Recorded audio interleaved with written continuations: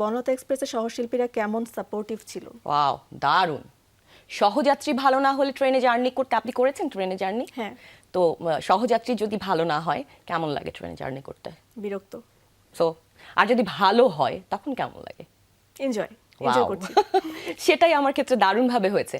তো দারুণ সহযাত্রী পেয়েছি আমি, আমি সৌভাগ্যবান। তো এখানে সবাই সেই জায়গা skilled, থেকে সব শিল্পীরা। একদমই একদমই প্রত্যেকেই নিজের নিজের অবস্থানে অনেক শক্ত মানে অবস্থায় আছেন, বহু সময় ধরে ইন্ডাস্ট্রিতে, এবং দর্শকের অনেক ভালোবাসা সকলেই পেয়েছেন। তো সেই জায়গা থেকে এমন মানুষ যখন আমার সহযাত্রী হয়, সেই জার্নিটা দারুণ হয়। কে সব থেকে ভালো অভিনয় করে, এই ধরনের কোনো কম্পিটিশন ছিল? না, ভালোবাসাটা ছিল নিজেদের প্রতি, নিজেদের চরিত্রের প্রতি ছিল। কখনো কম্পিটিশন বলে আমার কখনো কিছু মনে হয়নি। তবে নিজেদের মধ্যে ওই আন্তরিকতা থাকার কারণে স্বাভাবিকভাবেই নিজের নিজের কাজটার প্রতি সকলে খুব ফোকাস ছিল।